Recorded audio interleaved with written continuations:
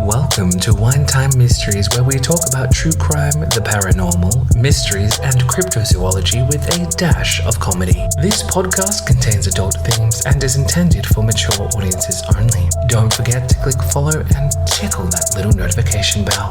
Now, find a comfy spot. We're about to start today's episode.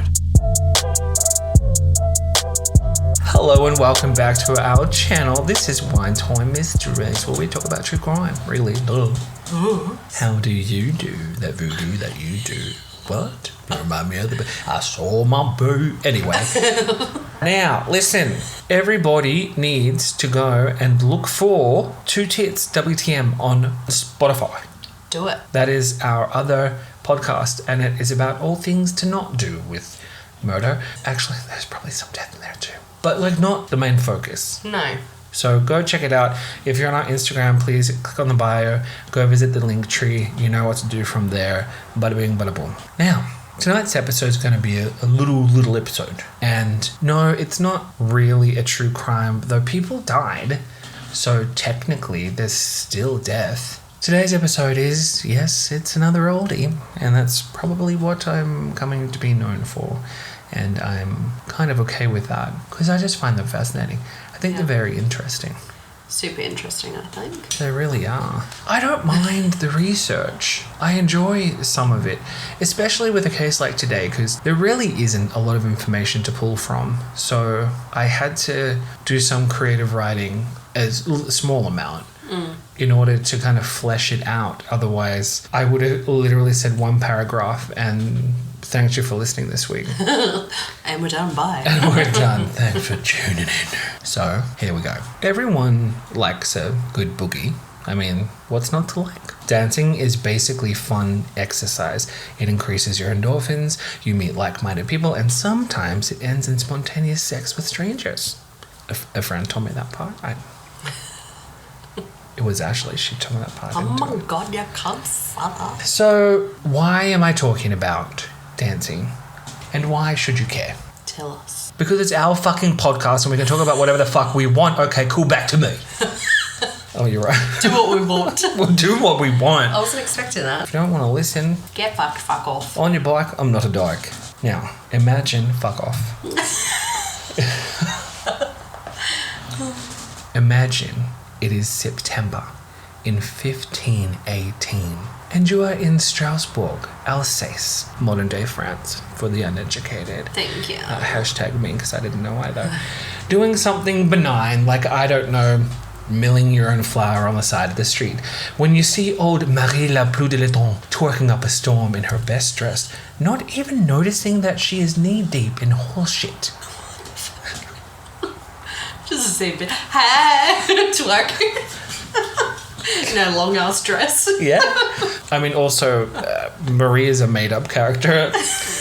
I just wanted a name of someone to talk about, so anyway. I like that. While Marie has always been a little bit odd, this is something quite new and quite disturbing. You try not to pay her much attention as the flour is not going to mill itself, the cows need milking, and the butter needs churning. Once you are done, you sneak one last peek at that mess of a woman to see that she has now amassed 3 or 4 more people who have joined in this random-ass dancing festival. Pointing to the sky, thrusting their hips, throwing it back in a circle as they dance, some jumping, some humping the ground in vulgarity. You try to look away, but it is like a wagon wreck and you are a criminal rubbernecker. Literally just picturing. She looks up and there's more people twerking. Yeah. What the fuck? What the hell? Now, you'd think this would stop after a short time, but it keeps going. Minutes turn into hours, hours into days, days to weeks, and still it continued, and the dancers grew in number. The strange news travels to the Strasbourg magistrate and bishop, who I'm sure was just as perplexed by this whole event. Doctors eventually intervened by putting dancers in hospital, which surprises me because I figured they would have chalked it up to some kind of hoax or a witch's hex. Seems fitting with the time. There are reports that it wasn't actually a hospital at all, but a hall where they were wrangled to, along with musicians and professional dancers to help everyone. You can laugh, it's okay. Yeah. I'm sorry.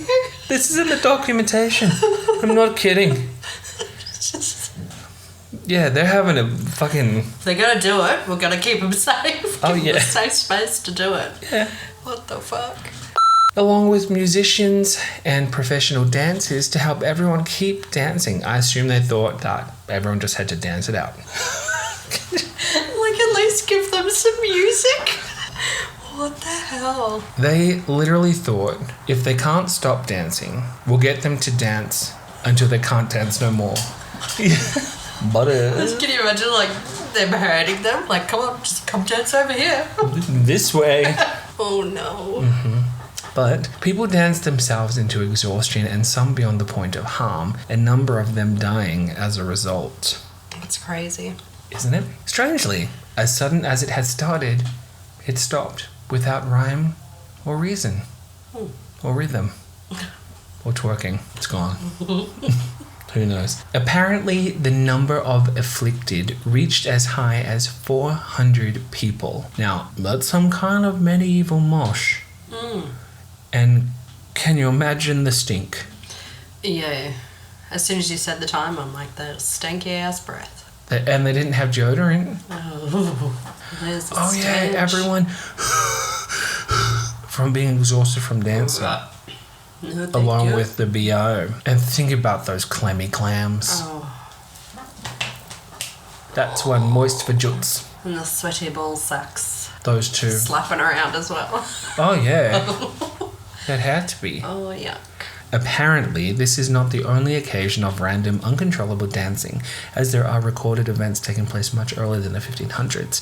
But demonic possession or overheated blood was blamed for those occurrences. How, you ask? I don't fucking know. I don't know. No. I don't know. The Strasbourg event in 1518, however, is heavily contested with different hypotheses on what took place and why. Mass psychogenic disorder, famine, smallpox, syphilis, extreme stress, and even bread made with wheat infected by fungal disease ergot were some of the theories. And probably not all of them. You can't. Fun fact, not so fun, there is also a neurological disorder called synonym chorea, which causes irregular and involuntary movements of muscle groups in various parts of the body. And well, that's not dancing. No, that's like spasm. What if they were just all epileptic? Yeah, like having fits. You wouldn't know. Which is the aftermath of streptococcal infection, but this usually occurred in people between the ages of 5 and 15 and was more common in females. These people were like adults. So it's probably not that. Whatever it was and however it happened, it must have been quite confusing and frightening to those who were not affected.